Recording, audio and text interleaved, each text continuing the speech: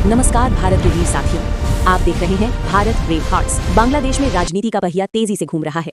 सत्ता बदली है, चेहरे बदले हैं, लेकिन सवाल वही है, क्या सचमुच लोकतंत्र मजबूत हुआ है या केवल शक्ति संतुलन का खेल बदला है।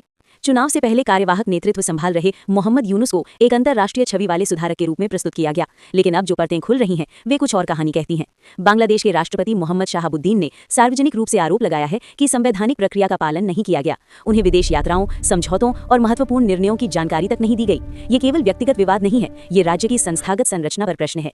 इसी बीच तथाकथित जुलाई चार्टर के नाम पर संविधान संशोधन का प्रस्ताव सामने आया। रेफरेंडम में बड़ी संख्या में लोगों ने बदलाव के पक्ष में मतदान किया। प्रस्ताव स्पष्ट था, प्रधानमंत्री का कार्यकाल सीमित किया जाए, पार्टी प्रमुख सीधे प्रधानमंत्री न बने और राष्ट्रपति की शक्तियां बढ़ाई जाएं। ये व्यवस्था शक्ति के केंद्रीकरण को रोकने का प्रयास मानी गई। लेकिन जब सत्ता में आई बांग्लादेश नेशनलिस्ट पार्टी तो उसने इस संशोधन को कानूनी रूप से बाध्यकारी मानने से इनकार कर दिया। अब प्रधानमंत्री बने तारिक रहमान के सामने चुनौती है कि क्या वे जनमत का सम्मान करेंगे या राजनीतिक व्यवहारिकता को प्राथमिकता देंगे।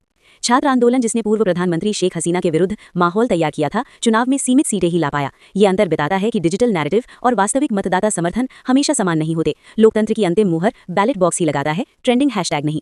अब एक और महत्वपूर्ण आयाम उभर रहा है, अंतर्राष्ट्रीय रणनीति। चर्चा है कि अमेरिका बांग्लादेश के साथ रक्षा और सैन्य सूचना साझेदारी से जुड़े समझौतों को आगे बढ़ाना चाहता है। यदि ऐसा होता है तो बांग्लादेश केवल दक्षिण एशिया का देश नहीं रहेगा, वो इंडो पैसिफिक रणनीतिक समीकरण का सक्रिय घटक बन सकता है। ये भारत के लिए अवसर भी हो सकता है और सावधानी का संकेत भी।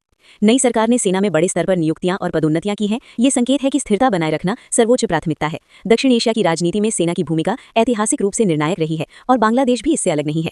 समग्र रूप से देखें तो तस्वीर स्पष्ट नहीं पर गतिशील अवश्य है। एक ओर जनमत, दूसरी ओर राजनीतिक यथार्थ। एक ओर संस्थागत संतुलन, दूसरी ओर शक्ति का केंद्रीकरण। एक ओर घरेलू राजनीति, दूसरी ओर वैश्विक रणनीति।